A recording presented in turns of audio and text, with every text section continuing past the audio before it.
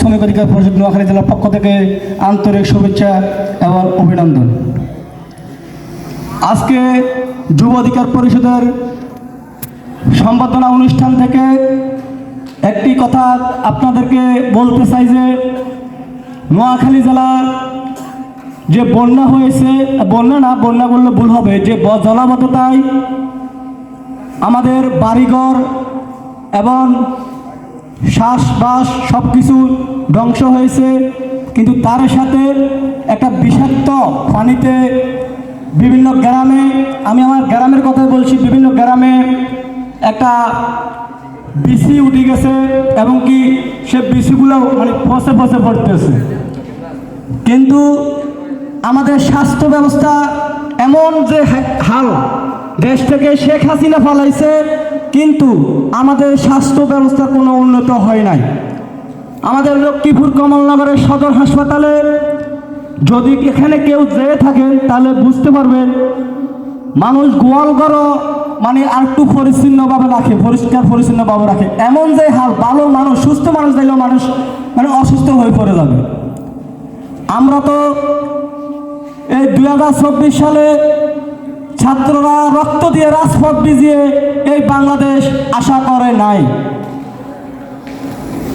আমার এক চাচাতো ভাই আজকে সকালবেলা হাতে বিসি উঠছিল, স্বাস্থ্য ব্যবস্থা মানে চিকিৎসা নিতে গেছিল, ভালো চিকিৎসা পায় নাই, তিনি মারা গেছেন রাতের 3টা বাজে। এমন এক বিষাক্ত পানির কারণে যে আজকে যে অবস্থা হয়েছে, আমাদের স্বাস্থ্য ব্যবস্থার কাছে আমাদের একটাই অনুরোধ থাকবে, বিশেষ করে শহরাঞ্চলে যে ফার্মেসিগুলো আছে, যে ডাক্তাররা আছে, যদি আপনারা তদন্ত করেন মেট্রিকের সার্টিফিকেটও পাওয়া যাবে না। এদের বিরুদ্ধে অতি দ্রুত ব্যবস্থা নেবেন।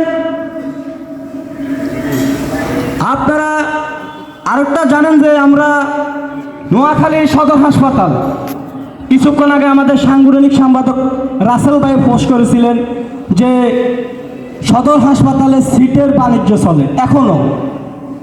তাহলে আমরা এক দল থেকে মুক্তি হয়েছি, কিন্তু আমাদের এই চাঁদাবাজ দুর্নীতিবাজ থেকে এখনো পর্যন্ত মুক্তি হতে পারে নাই। আপনারা জানেন যে বিভিন্ন জায়গায়, আমি বিশেষ করে আজকে কয়েকদিন এলাকায় থাকি না, বিভিন্ন জায়গায় চাঁদাবাজি টেন্ডারবাজি চলতেছে। চাঁদাবাজি টেন্ডারবাজি এবং কি এগুলোর সাথে আমাদের সাথে কোনো সম্পত্তি নেই।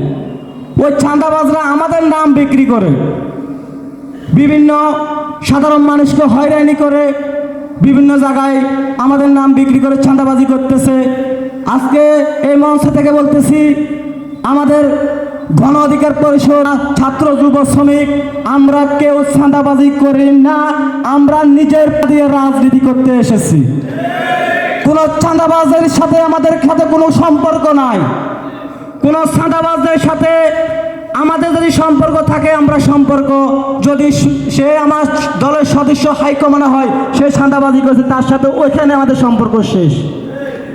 আমরা নিজের পকেটের টাকা দিয়ে রাজনীতি করতে এসেছি এই দেশের মানুষের, এই দেশের শ্রমিকের, এই দেশের সাধারণ মানুষের অধিকার আদায়ের জন্য, কোনো চাঁদাবাজি এবং টেন্ডারবাজি করার জন্য না। আমাদের যে স্বাস্থ্য ব্যবস্থার কথা বলতেছি, আপনারা অতি দ্রুত এগুলোতে একটু নজর দিবেন, কারণ গ্রামের যেই অসহায় পরিবারগুলো আছে তারা যেন ভালো চিকিৎসা পায় এবং কি তারা যেন ভালো ওষুধ পায়। বিভিন্ন জায়গায় ফার্মেসিগুলোতে ভালো কোম্পানির ওষুধ রাখে না। কেন রাখে না? ভালো কোম্পানির ওষুধ বেচলে আপনার ভালো লাভ হয় না। নতুন নতুন কোম্পানি আসে, লাভ বেশি দেখে, রূপ করে দেখিয়ে ওই কোম্পানির ওষুধ ফটাকগুলা আমাদের অসহায় অবুঝ শিশুদেরকে খাওয়ে আজকে তাদেরকে মৃত্যুর পর্যায়ে ঠেলে দিচ্ছেন। তা আমাদের স্বাস্থ্য মন্ত্রণালয়ের কাছে আমাদের একটাই দাবি, আপনারা অতি দ্রুত গ্রাম অঞ্চলে ফার্মেসিগুলোতে আপনারা অভিযান চালান, যারা সঠিক ডাক্তার তাদেরকে ডাক্তারের ইয়েতে দিবেন, আর যারা ভুয়া তাদেরকে বিরুদ্ধে ব্যবস্থা নেওয়ার জন্য আহ্বান জানাচ্ছি। আমি এই পর্যায়ে আমার বক্তব্য শেষ করছি। আসসালামু আলাইকুম। ধন্যবাদ আরশাদ খান ভাইকে তার মূল্যবান